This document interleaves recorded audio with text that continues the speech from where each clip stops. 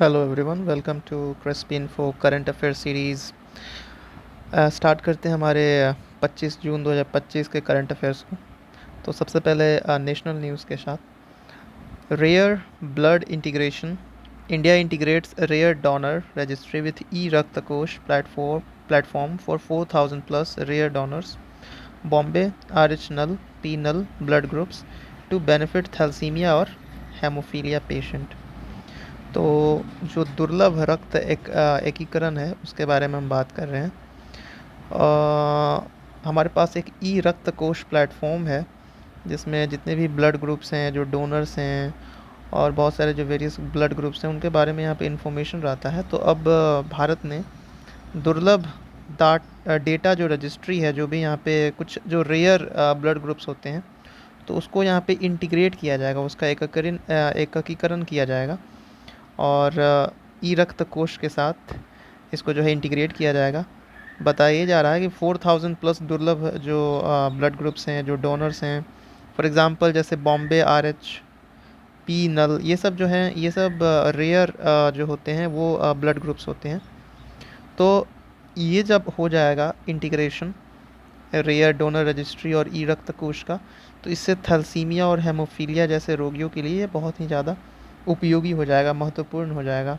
क्योंकि अगर किसी का रक्त समूह जो है बहुत रेयर है, तो वो अगर बहुत मुश्किल हो जाता है मिलना, अगर ब्लड की ज़रूरत होती है, तो इस इंटीग्रेशन से एटलीस्ट इन्फॉर्मेशन रहेगा इस पोर्टल पे, ई रक्त कोश पे, कि जो रेयर डोनर्स हैं, जो देने वाले जो ब्लड ग्रुप्स हैं रेयर वाले, तो वो कितने हैं। तो उससे यहाँ पे बहुत ज़्यादा आसानी हो जाएगा।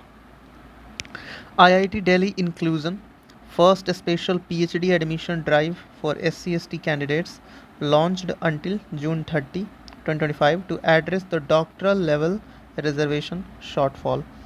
तो जो SC/ST उम्मीदवार होते हैं उनके लिए पहली बार जो है विशेष PhD प्रवेश अभियान 30 जून 2025 तक IIT दिल्ली ने यहाँ पे स्टार्ट किया है। क्योंकि बहुत सारे जो PhD के जो डिग्री होते हैं, जो सीट्स होते हैं, वो यहाँ पे खाली रह जाता है। सो आरक्षण कमी को पूरा करने के लिए ये जो है पहली बार IIT दिल्ली ने विशेष PhD प्रवेश अभियान जो है वो यहाँ पे चालू किया है फॉर SC/ST स्टूडेंट। आगे बढ़ते हैं। Tripura literacy. Tripura declared fully literate under Ullas scheme with 95% plus literacy rate joining Mizoram and Goa. तो सबसे पहला यहाँ पे जो है वो यहाँ पे गोवा बना था, फिर मिज़ोरम बना था, अब जो है त्रिपुरा जो है यहाँ पे फुल्ली लिटरेट, पूर्ण रूप से साक्षर जो है वो राज्य घोषित किया गया है। उल्लास अंडरस्टैंडिंग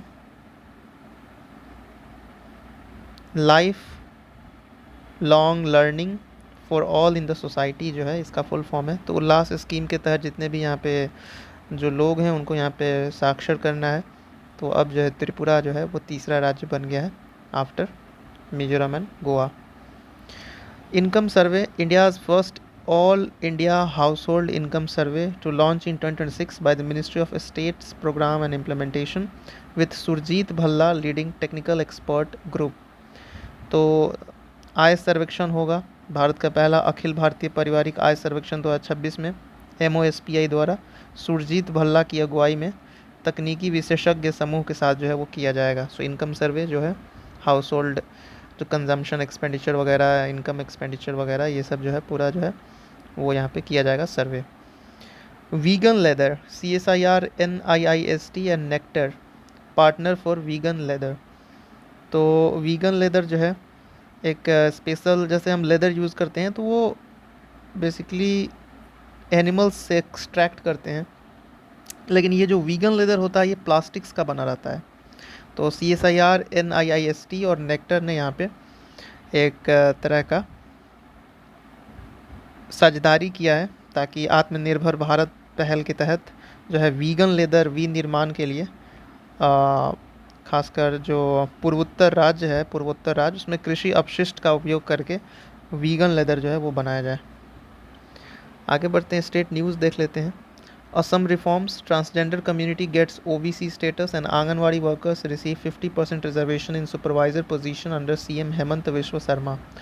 तो असम में कुछ रिफॉर्म्स हुए हैं, ट्रांसजेंडर समुदाय को अब OBC दर्जा मिला है। असम एक राज्य है और आंगनबाड़ी कार्यकर्ताओं को मुख्यमंत्री हेमंत बिस्व शर्मा के तहत सुपरवाइजरी पदों में 50% का आरक्षण मिला है। सो ये जो है असम में हुआ है कि अब ट्रांसजेंडर को भी यहाँ पे ओबीसी माना जाएगा और जो 50% रिजर्वेशन है वो मिलेगा आंगनवाड़ी वर्कर्स को सुपरवाइज़र के पोजीशंस बनने के लिए। इंटरनेशनल न्यूज़ देख लेते हैं। South Korea Ahn Gyuback appointed as the first civilian defence minister in 64 years under the president Lee Jae Myung after यून सेक्यूल इम्पीचमेंट। तो अभी कुछ दिन पहले तख्ता पलट हुआ था। यून सेक्यूल जो है वहाँ पे इन्होंने मार्शल लॉ लगाया था। सो उसके बाद जो है प्रेसिडेंट ली जाए मूंग बनाए गए और पहली बार दक्षिण कोरिया के इतिहास में ऐसा हुआ है कि कोई जो सिविलियन हैं, ठीक है, उनको यहाँ पे बनाया गया है डिफेंस मिनिस्टर। तो आन ग्यू बैक को राष्ट्रपति ली जे युंग के तहत युन सुक योल के महाभियोग के बाद 64 वर्षों में पहले नागरिक रक्षा मंत्री, जो इससे पहले जो जितने भी यहाँ पे जो डिफेंस से रिलेटेड लोग होते थे वही यहाँ पे ये डिफेंस मिनिस्टर का पद संभालते थे। लेकिन पहली बार 64 सालों में ऐसा हुआ है कि साउथ कोरिया में कोई ऐसा सिविलियन जो है वो यहाँ पे पद संभाल रहा है। खासकर युन सुक यूल का जो इम्पीचमेंट हुआ था, महाभियोग कर दिया गया था क्योंकि उन्होंने यहाँ पे मार्शल लॉ इम्पोज किया था साउथ कोरिया में, तो उसके बाद से ऐसा हो रहा है। इकोनॉमी न्यूज़ देख लेते हैं। Consumer price index revision, India to revise the CPI with 2024 base year and expanded basket based on household consumption expenditure survey 2023-24 survey bye early 2026। तो जो सर्वे होने वाला है 2026 के शुरुआत में हाउस होल्ड कंजम्पशन एक्सपेंडिचर सर्वे, तो उसके तहत अब जो है भारत उपभोक्ता मूल्य सूचकांक को 2024 के आधार वर्ष के साथ संशोधित करेगा और CPI में कुछ संशोधन किया जाएगा। तो उसी से रिलेटेड ये न्यूज़ है। Purchasing manager index growth, India's private sector purchasing manager index hits 14-month high of 61 in June 2025 with 47th consecutive month of expansion। तो जो इंडिया का परचेजिंग मैनेजर इंडेक्स है PMI वो बढ़ते जा रहा है और ये ऑल टाइम हाई, मतलब 14 मंथ्स का यहाँ पे हाई जो है वो 61 दर्ज करवाया और 47वें लगातार महीने के विस्तार के साथ कंटिन्यूसली ये बढ़ रहा है।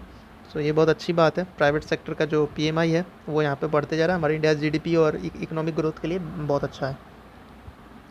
State capex, UP and Gujarat lead 10.2 lakh crore rupees state capital expenditure in physical year 2026 with top 5 states contributing 50% of the total capex. तो जो कैपिटल एक्सपेंडिचर होता है कैपेक्स, तो उसमें जो है यूपी और गुजरात लीड कर रहा है 10.2 लाख करोड़ जो है उसके साथ। सबसे ज़्यादा जो कैपिटल एक्सपेंडिचर है वो यूपी खर्च करता है, उसके बाद गुजरात है। तो ये जो टॉप 5 स्टेट्स इंडिया के हैं वो 50% टोटल कैपेक्स में कंट्रीब्यूट करते हैं। ठीक, JCB अवार्ड्स जो है वो मिलता था लिटरेचर के लिए, अब इसको कैंसिल कर दिया गया after 7th edition due to JCB literature foundation deregistration ending 25 lakh rupees award for authors. तो पहले ये JCB जो है साहित्य पुरस्कार मिलता था, लेखकों को 25 लाख रुपीज़ की पुरस्कार जो है वो राशि मिलती थी, वो समाप्त कर दिया गया है और JCB लिटरेचर फाउंडेशन का डी रजिस्ट्रेशन हुआ है, जिसकी वजह से अब जो है JCB प्राइज़ जो है वो लिटरेचर के लिए नहीं मिलेगा। DRDO वेपन्स से रिलेटेड न्यूज़ है। 28 indigenous weapon systems offered for emergency procurement by armed forces under operation Sindoor response to Pahalgam terror attack. तो DRDO हथियार 28 स्वदेशी हथियार प्रणालियाँ सशस्त्र बलों द्वारा आपातकालीन खरीद के लिए पहलगाम आतंकी हमला में ऑपरेशन सिंदूर प्रतिक्रिया के तहत पेश की गई। तो DRDO का एक इम्पॉर्टेंट कंट्रीब्यूशन रहा है, जो भी ऑपरेशन सिंदूर हुआ था उसके साथ साथ बहुत सारे जो हमारे देश में जो वेपन्स बनते हैं उसमें DRDO का एक इम्पॉर्टेंट कंट्रीब्यूशन है। सस्टेनेबल डेवलपमेंट गोल रैंकिंग्स के बारे में बात करते हैं। अभी recently United Nations sustainable development गोल का रैंकिंग आया है, उसमें इंडिया का जो है रैंक वो 99th मिला है। टॉप 100 में पहली बार इंडिया आया है ग्लोबल सस्टेनेबल डेवलपमेंट गोल रैंकिंग्स में, और इंडिया का जो स्कोर है वो 67 है United Nations sustainable development goal index 2025 के रैंकिंग में। इसको निकालता है United Nation development solution networks, United Nations sustainable development network solutions. Okay, आगे बढ़ते हैं। Railway insurance, Indian railways offers 1 crore rupees accident compensation to employees without premium through salary package account with partner banks. तो पहले यही होता था कि जो लोग रेलवे के कर्मचारी थे वो अगर प्रीमियम करवा रखे हैं तभी जाके उनको जो है वो मिलता था 1 करोड़ का एक्सीडेंट कॉम्पनसेशन, ठीक है। लेकिन अब जो है बिना प्रीमियम के 1 करोड़ जो है वो दुर्घटना मुआवजा प्रदान कर रहा है भारतीय रेलवे अपने कर्मचारियों के लिए। और इन्होंने साझेदार बैंक के साथ यहाँ पे टाई अप किया है, और जो भी एम्प्लॉई हैं उनका वेतन पैकेज खाता, जो सैलरी पैकेज अकाउंट है, उसके ऊपर ही जो है अब रेलवे बीमा मिलेगी 1 करोड़ रुपीज़ की।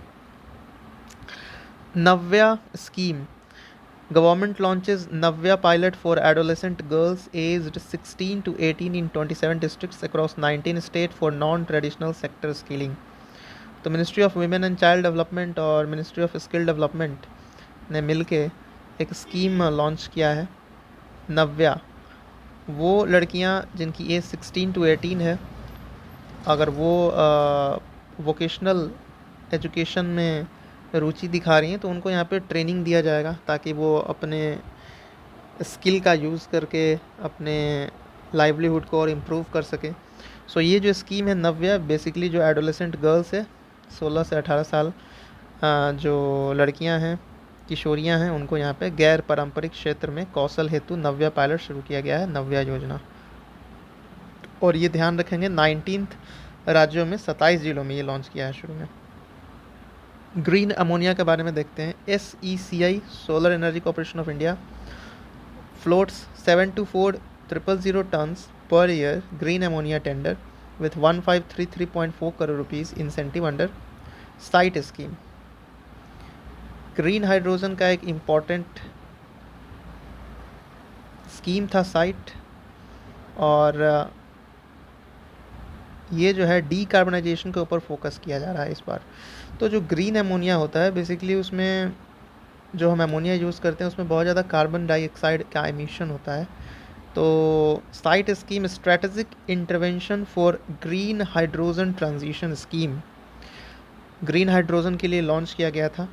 तो अब जो है सेसी ने उर्वरक क्षेत्र में कार्बन मुक्तिकरण के लिए साइट योजना के तहत 1533.4 करोड़ प्रोत्साहन के साथ इतना टन जो है हरित अमोनिया टेंडर जारी किया है कि अब जो है ग्रीन अमोनिया का प्रमोशन किया जाए, और ग्रीन हाइड्रोजन का मिशन है उसके अंदर जो साइट स्कीम है उसी को यहाँ पे फॉलो करते हुए फर्टिलाइजर सेक्टर में एक इम्पॉर्टेंट अचीवमेंट किया जाना है। अभी पंत का रिकॉर्ड देखते हैं। Rishabh Pant cricketer becomes the first Indian wicket keeper to score centuries in both test innings with 252 runs at Headingley, highest by Indian wicketkeeper। तो ऋषभ पंत ने यहाँ पे 252 रन के साथ दोनों टेस्ट पारियों में शतक लगाने वाले पहले भारतीय विकेट कीपर बने हैं। Hockey farewell, Lalit Upadhyay retires from international hockey. तो ललित उपाध्याय जिन्होंने यहाँ पे 2 ओलंपिक ब्रॉन्ज मेडल भी जीता था, अर्जुन अवार्ड अवार्डी भी हैं, ललित उपाध्याय जो कि हॉकी से जुड़े हुए हैं, इन्होंने रिटायरमेंट ले लिया। विडोज़ डे, विधवा दिवस, इंटरनेशनल विधवा दिवस जो है जून 23, 2025 को मनाया गया। इसका जो थीम था empowering widows through legal rights and inclusive development supporting the sustainable development गोल 158। तो अंतर्राष्ट्रीय विधवा दिवस जो है थीम था कानूनी अधिकारों और समावेशी विकास के माध्यम से विधवाओं को सशक्त बनाना। सस्टेनेबल डेवलपमेंट गोल 158 का समर्थन किया जाना है, ठीक है। तो याद रखेंगे 23 जून 2025 और थीम भी। विमेन इन डिप्लोमेसी, महिला कूटनीति, international day of women in diplomacy 24 जून को मनाया जाता है, और इसका थीम था एलिमिनेटिंग स्ट्रक्चरल बैरियर्स। क्योंकि देखा ये जाता है कि जो डिप्लोमेसी है उसमें यहाँ पे पुरुषों का बहुत ज़्यादा यहाँ पे डोमिनेशन है, तो इस स्ट्रक्चरल बैरियर को एलिमिनेट करने की जो है वो यहाँ पे कवायद है, वही थीम रखा गया है। And it highlights only 25 countries have female heads of the state. तो महिला कूटनीति 24 जून को अंतर्राष्ट्रीय महिला कूटनीति दिवस, संरचनात्मक बाधाओं को समाप्त करना थीम के साथ 25 देशों की महिला राष्ट्राध्यक्ष ही सिर्फ महिला हैं। उसके बाद देखते हैं ओबिचुअरी में दिलीप दोषी जो कि क्रिकेटर हैं थे, left arm spinner Indian cricket team में, और 77 साल की उम्र में उनका निधन हुआ है, और ये एक स्पिनर थे, left arm spinner. So thanks for watching, please like and subscribe कर दीजिएगा, शेयर करिएगा अपने फ्रेंड्स में ताकि हमारा आउटरीच बढ़ सके और लोगों को यहाँ पे हेल्प मिल सके। Thanks for watching.